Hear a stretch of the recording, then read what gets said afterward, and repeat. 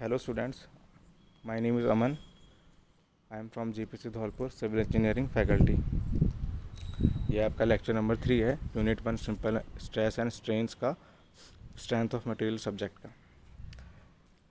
Students, last video में हमने discuss कर रहे थे डिफरेंट टाइप्स ऑफ लोड्स, किसी भी बॉडी पर किस किस तरह के लोड लगते हैं, उनका क्या प्रभाव होता है, फिर उनके प्रतिबल, उनसे उत्पन्न प्रतिबलों के बारे में, उनके कारण हुई विकृति के बारे में किसी भी संरचना पर। अब मैं आगे कंटिन्यू करूँगा हुक्स लॉ के साथ। ठीक है, हुक्स लॉ की बहुत ही इंपॉर्टेंट है, इसको आप ध्यान से पढ़ें। हुक्स लॉ के अनुसार प्रत्यास्थता सीमा में प्रतिबल विकृति के समानुपाती होता है। अब ये जो डेफिनेशन लिखी है इसे थोड़ा मैं मॉडिफाई करूँगा। यहाँ पर प्रत्यास्थता सीमा में नहीं आएगा, यहाँ पर आएगा समानुपाती सीमा, proportionality limit. Stress is directly proportional to strain within a proportionality limit according to the Hooke's law. ठीक है, कई बुक्स में लिखा हुआ है इलास्टिक लिमिट, कई बुक्स में प्रोपोर्शनलिटी लिमिट। प्रोपोर्शनलिटी लिमिट सही है, उसी को कंसिडर करके हम आगे चलेंगे। ठीक है, अभी देखिए, stress is directly proportional to strain, ये रिलेशन दे दिया आपका, stress is directly proportional to strain. ये प्रोपोर्शनली का साइन हटेगा तो कांस्टेंट आ जाएगा ई, ये रहा। ठीक है, ये कांस्टेंट है ई। इस कांस्टेंट को हम नाम दिया है इलास्टिक मॉडुलस या यंग्स मॉडुलस या इलास्टिक कांस्टेंट। ठीक है, अब ये देखिए, इसके नीचे लिखा हुआ है epsilon is equal to stress upon Young's modulus E. ठीक है, और ऐसे इसको लिख सकते हैं, कुछ भी लिख सकते हैं, रिलेशन है। Okay,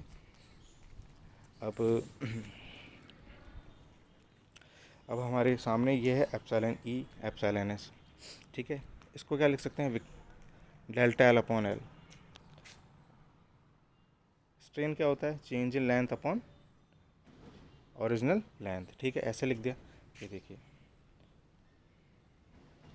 delta L upon L, इसकी वैल्यू मैंने यहाँ पर इस तरह से लिख दी, is equal to delta L upon L is equal to sigma upon E. फिर डेल्टा एल को मैंने एक जगह रखा और एल को इधर जाके मल्टीप्लाई कर दिया, तो हो गया सिग्मा ई इंटू एल, ये हो गया। अब सिग्मा को क्या लिख सकता हूँ, सिग्मा का फॉर्मूला क्या था, load upon cross sectional area, तो मैंने यहाँ पर पुट कर दिया। तो delta L is equal to P L upon E. Delta L क्या हो गया, चेंज इन लेंथ, किसकी वजह से, पी लोड की वजह से, जो कि हमने किसी भी बॉडी पर अप्लाइड करा था। एल उसकी लेंथ हो गई, ए उसका क्रॉस सेक्शनल एरिया होगा जिस पर लोड डिस्ट्रीब्यूट होगा, ई इलास्टिक कांस्टेंट उस मटेरियल का। इलास्टिक कांस्टेंट ये मटेरियल के ऊपर डिपेंड करता है। स्टील का अलग होगा, एल्यूमिनियम का अलग होगा, कॉपर का अलग होगा, ब्रॉन्ज का अलग होगा। ठीक है, तो ये इलास्टिक कांस्टेंट ये मटेरियल के ऊपर डिपेंड करेगा, आप कौन सा मटेरियल यूज़ कर रहे हो। ठीक है, अब ये फॉर्मूला है जो आपके सामने, ये बहुत इंपॉर्टेंट है, delta L equal to P L upon E. ये आगे न्यूमेरिकल्स में बहुत यूज़ होगा। ठीक है, इसको अच्छी तरह से याद कर लेना, दिमाग में बैठा लेना। ठीक है, आगे चलते हैं। अब देखिए, अब यहाँ पर कुछ इलास्टिक कांस्टेंट है। यहाँ पे 3 तरह के इलास्टिक कांस्टेंट दे रखे हैं, elastic modulus, modulus of rigidity और बल्क मॉडुलस। ठीक है, 3 तरह के इलास्टिक कांस्टेंट्स दे रखे हैं। ओके, देखिए, चलिए पढ़ते हैं। किसी पदार्थ के लिए अमुक प्रतिबल तीव्रता एवं उसके कारण हुई विकृति के आधार पर प्रत्यास्थता स्थिरांक निम्न प्रकार के हैं। पहला आपके सामने मॉडुलस ऑफ इलास्टिसिटी और Young's modulus. So E is equal to sigma upon epsilon, E is equal to sigma upon epsilon. ठीक है, इसकी यूनिट हो जाएगी किलोग्राम पर सेंटीमीटर स्क्वायर या न्यूटन पर मीटर स्क्वायर और न्यूटन पर एम स्क्वायर, कुछ भी हो सकती है। जो स्ट्रेस की यूनिट होगी वही होगी, क्योंकि स्ट्रेन की तो कोई यूनिट नहीं होती, यूनिट लेस होता है। Okay, so E is equal to sigma upon epsilon. Second आ जाता है मॉडुलस ऑफ रिजिडिटी और शियर मॉडुलस, इसको कुछ भी बोल सकते हैं, मॉडुलस ऑफ रिजिडिटी और शियर मॉडुलस। इसको डिनोट करेंगे हम जी से। Shear stress upon shear strain का फॉर्मूला है G is equal to shear stress upon shear strain. Shear stress हो गया आपका टाउ और शेयर स्ट्रेन हो गया फाई। ठीक है, इसकी यूनिट क्या होगी, जो टाउ की होगी, क्योंकि एप्सिलॉन की कोई यूनिट नहीं होती, तो न्यूटन पर एम स्क्वायर या किलोग्राम पर सेंटीमीटर स्क्वायर कुछ भी ले सकते हैं। ऐसा यूनिट एम के एस यूनिट सिस्टम है, इनमें से एक यूनिट सिस्टम हम यूज़ करेंगे। ठीक है, तीसरे पे आते हैं, bulk modulus. Bulk modulus bulk modulus इसको डिनोट करते हैं के से। इसका फॉर्मूला हो गया direct stress upon volumetric strain. Direct stress क्या होता है? स्ट्रेस जो होगा, ठीक है, अपॉन वॉल्यूमेट्रिक स्ट्रेन। यहाँ पर ये थोड़ा गलत लिखा हुआ है, इसको मैं बता देता हूँ।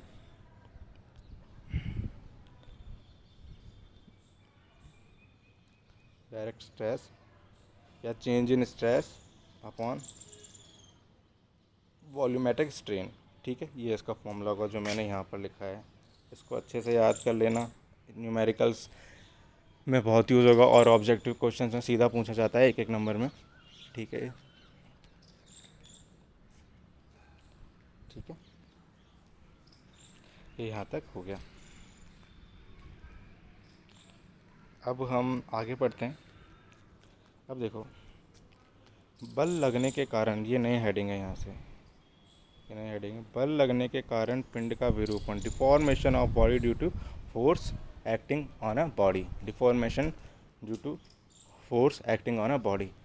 किसी भी बॉडी पर अगर हम फोर्स लगाते हैं उसमें कुछ ना कुछ डिफॉर्मेशन तो होगा, ये तो स्वाभाविक है। किसी चीज़ को हम खींचते हैं तो खींचेगी कुछ ना कुछ, चाहे हम उसे देख ना सकें, लेकिन मॉलिक्यूलर लेवल पे कुछ ना कुछ डिफॉर्मेशन होता है, ठीक है।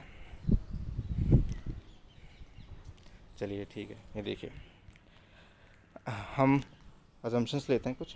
पहला हो गया, हम ये मान रहे हैं पी उस पर अप्लाइड लोड है, तनावी बल, ठीक है, टेंसाइल लोड लगा रहे हैं पी। ए उसका क्रॉस सेक्शनल एरिया हो गया, जिस भी मेंबर पे हम फोर्स लगा रहे हैं। मान लो एक मेंबर से है, इस पर पी लोड यहाँ लगा दिया इस तरह से, ठीक है। ए उसका क्रॉस सेक्शनल एरिया हो गया, एल उसकी लेंथ होगी, इनिशियल लेंथ, ठीक है। ई उसका मटेरियल का इलास्टिक कांस्टेंट हो गया, डेल्टा एल उसका, ठीक है, delta L equal to change in length, जो उसमें विरूपण होगा वो।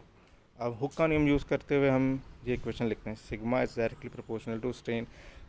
प्रोपोर्शनलिटी का साइन हटेगा ये, तो कांस्टेंट आ जाएगा ई। उसके बाद हम वैल्यू पुट कर देंगे डेल्टा एल अपॉन एप्सिलॉन की, स्ट्रेन की, और सिग्मा की वैल्यू पुट कर दिया, पी अपॉन ए लिख दिया, P upon A is equal to epsilon into delta L upon L. यहाँ से डेल्टा एल की वैल्यू निकाल ली, जो कि ये निकल के आई है, पी एल अपॉन ए, ठीक है। इसमें आपको बताया था पी तनावी बल हो गया जो किसी भी छड़ पे हमने लगाया था, एल उसकी प्रारंभिक लंबाई हो गई, ए उसका क्षेत्रफल हो गया, अनुप्रस्थ कांट वाला क्षेत्रफल, और ई इलास्टिक कांस्टेंट उसकी मटेरियल का, ठीक है। ये फॉर्मूला है, ये अच्छे से याद रखेंगे आप, ओके। इसको हम आगे चल के एक न्यूमेरिकल सॉल्व करेंगे, उसमें यूज़ करेंगे। अब देखिए, अब आपका नेक्स्ट टॉपिक आता है। नेक्स्ट टॉपिक ये रहा, पिंड के स्वयं भार के कारण विरूपण, deformation of body due to its self weight. अब कोई भी बॉडी है, उसका खुद का भार भी होगा, कुछ ना कुछ भार खुद का होता है, हमेशा होगा, उस पर ग्रेविटी फोर्स लगेगा, ठीक है। उसके कारण उसमें कितना विरूपण हो रहा है। आपको एक सिंपल भाषा में समझाऊं, मान लो कोई भी छड़ है, लटकी हुई है छत से सीधी, आपकी आरसीसी वाली छत है, कोई छत से सीधी नीचे लटकी हुई है। अब उसका वो नीचे की ओर झुकी हुई है, तो उसमें कुछ ना कुछ विरूपण होगा, कैसे? खुद के भार के कारण, ठीक है। इतना तो समझ लीजिए, ओके।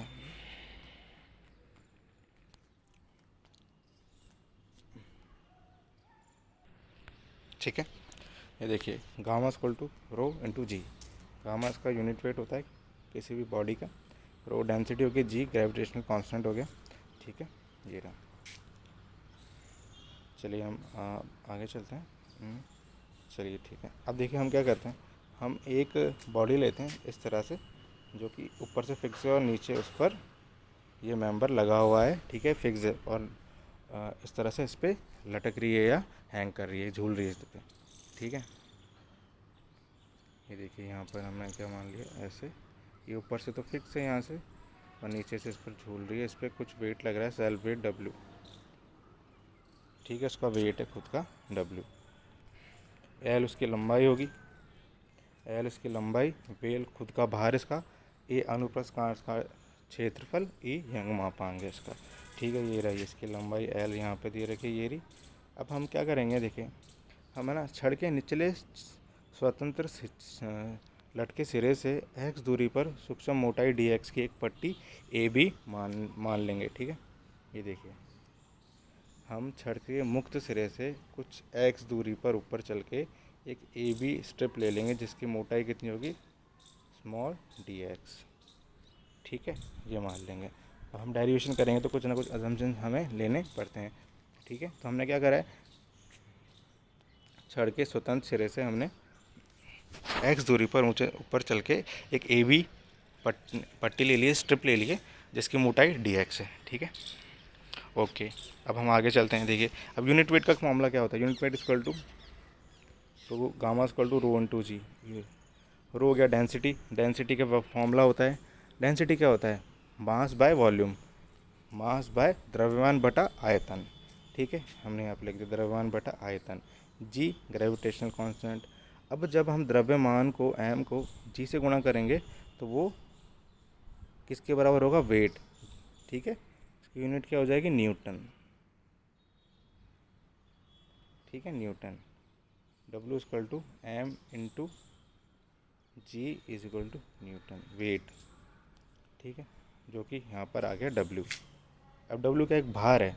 ठीक है, द्रव्यमान और भार में फ़र्क होता है। जब हम जी से गुणा करेंगे द्रव्यमान को तो वो वेट में कन्वर्ट हो जाएगा।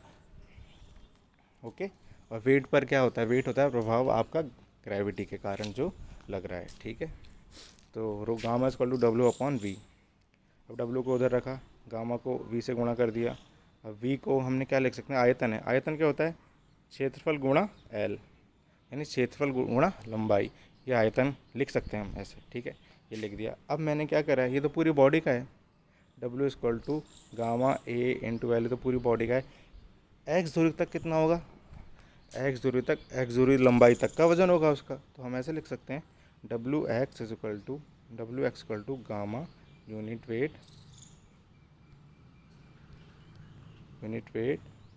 Into A into X. L की जगह लिख देंगे x। क्यों, क्योंकि x दूरी तक वजन कितना हो गया, WX, और L दूरी तक जाएंगे तो उसका पूरा भार होगा जो कि W के बराबर होगा, और x दूरी तक होगा WX। तो इसलिए मैंने L की जगह यहाँ पर x लिख दिया, क्योंकि हम x दूरी तक अभी उसको मानेंगे। ठीक है, इस इक्वेशन को नाम दिया था इक्वेशन 1। अब पट्टी A B sigma strip equal to, अब देखिए जो स्ट्रिप मानी थी हमने ए बी जिसकी मोटाई स्मॉल dx थी, उसको उस पर प्रतिबल कितना लग रहा है, बल W हो गया बल बटा क्षेत्रफल। ठीक है, स्ट्रिप पर, अब स्ट्रिप पर कितना वजन लग रहा है, WX लग रहा है अपॉन A, जो कि हमने कुछ नहीं करा, हमने सीधा फॉर्मूले में पुट करा है। स्ट्रेस का फॉर्मूला होता है बल बटा क्षेत्रफल, तो हमने बल रख दिया WX, x दूरी तक का बटा क्षेत्रफल जो कि A के बराबर है। ओके, अब हमने आगे चल के WX की वैल्यू जो कि 1 नंबर इक्वेशन में थी वो यहाँ पर पुट कर दी, gamma equal to A into x upon A। तो A से A कट गया, बचा क्या, sigma strip is equal to gamma into x. ये बच रहा है आपके सामने, इक्वेशन नंबर 2 नाम दे दिया इसको। ओके, चलिए ठीक है, अब आगे देखते हैं। समीकरण 2 से पट्टी ए बी पर विकृति, समीकरण 2 से पट्टी ए बी पर विकृति। विकृति का सूत्र क्या होता है, विकृति का सूत्र डेल्टा एल अपॉन एल भी होता है, और हुक के नियम के अनुसार हमने क्या निकाला था, सिग्मा अपॉन ई। तो विकृति स्ट्रिप पर कितनी होगी, सिग्मा स्ट्रिप अपॉन ई, सीधा सीधा है। तो यहाँ पर हमने ये फॉर्मूला पुट कर दिया, विकृति का delta L upon d x upon gamma x upon E. D x क्यों है, क्योंकि हम सिर्फ पट्टी की बात कर रहे हैं, तो पट्टी की वास्तविक लंबाई कितनी है, स्मॉल डी एक्स, इसलिए हमने डी एक्स लिया है स्मॉल। और डेल्टा एल क्या हो गया, पट्टी में परिवर्तन भार डब्ल्यू एक्स के कारण ये। तो डेल्टा एल, आगे चलते हैं, डेल्टा एल स्ट्रिप यहाँ रखा, डी एक्स को उससे गुणा कर दिया। अब देखिए आप समझना, यहाँ पर हमने डी एक्स क्यों लिया है, क्योंकि मैं अभी पट्टी की बात कर रहा हूँ, सिर्फ इस पट्टी की। और इसकी मोटाई कितनी है वास्तविक, ओरिजिनल लेंथ डी एक्स, और उससे भार कितना लग रहा है, डब्ल्यू एक्स। ठीक है, जो कि यहाँ से निकल के आ गया ये, इसके कारण ये आ गया डब्ल्यू, इसके कारण ये है। ठीक है, और डेल्टा एल क्या हो गया, टी में परिवर्तन, तो उसका सूत्र यहाँ पर निकल के आ गई है equation, gamma x into d x upon E, यहाँ से ये निकल के आ गया। अब छड़ में संपूर्ण विरूपण ज्ञात करने के लिए उपरोक्त को सीमा 0 से L तक का समाकलन करेंगे। स्वाभाविक बात है, किसी चीज़ को हम समाकलन करेंगे तो वो जुड़ जाएगी सारी एक साथ। तो हम क्या करेंगे, डेल्टा एल, डेल्टा टोटल निकालिए, यानी टोटल परिवर्तन निकालने के लिए पूरी छड़ में हम क्या करेंगे, समाकलन कर देंगे। कौन सी इक्वेशन का, इस वाले इक्वेशन का, ठीक है, 0 to L। अब समाकलन के फॉर्मूले आपको पता होने चाहिए, ठीक है। चलिए आगे चलते हैं। Delta L equal to delta total L equal to 0 to L gamma x d x upon E. Gamma upon E को तो बाहर ले लेंगे, इंटीग्रेट करने पर एक्स को एक्स स्क्वायर अपॉन 2 हो जाएगा, 0 to L यहाँ पर ले लिया, ठीक है। Gamma upon E x square upon L, value put कर देंगे, एल पहले एल की फिर 0 की, यहाँ पर देखिए पुट कर रखिए एक्स की जगह, ठीक है। क्या निकल के आ रहा है, gamma L square upon E into 2, तो ये आ गया gamma total, sorry gamma total नहीं, delta total. Delta total equal to gamma L square upon 2ई, यानी पूरी छड़ में विरूपण कितना होगा, स्वयं भार के कारण गामा एल स्क्वायर अपॉन 2ई, जहाँ पर गामा GAMMA, गामा उसका यूनिट वेट है, किसी भी मटेरियल का, किसी ना किसी मटेरियल का यूनिट वेट होता है। यानी यूनिट वेट का मतलब हो गया कि 1 मीटर क्यूब आयतन में या 1 mm क्यूब आयतन में कितना उसका भार है, वो हो गया आपका यूनिट वेट, किसी भी मटेरियल का यूनिट वेट हो गया, ठीक है। ओके, ये आप याद रखेंगे, ये सूत्र बहुत इंपॉर्टेंट है, ऑब्जेक्टिव में ज़रूर पूछा जाएगा आपसे, ओके। चलिए इस वीडियो को यहीं एंड करते हैं, नेक्स्ट वीडियो से हम कंटिन्यू करेंगे आगे, ओके, थैंक यू।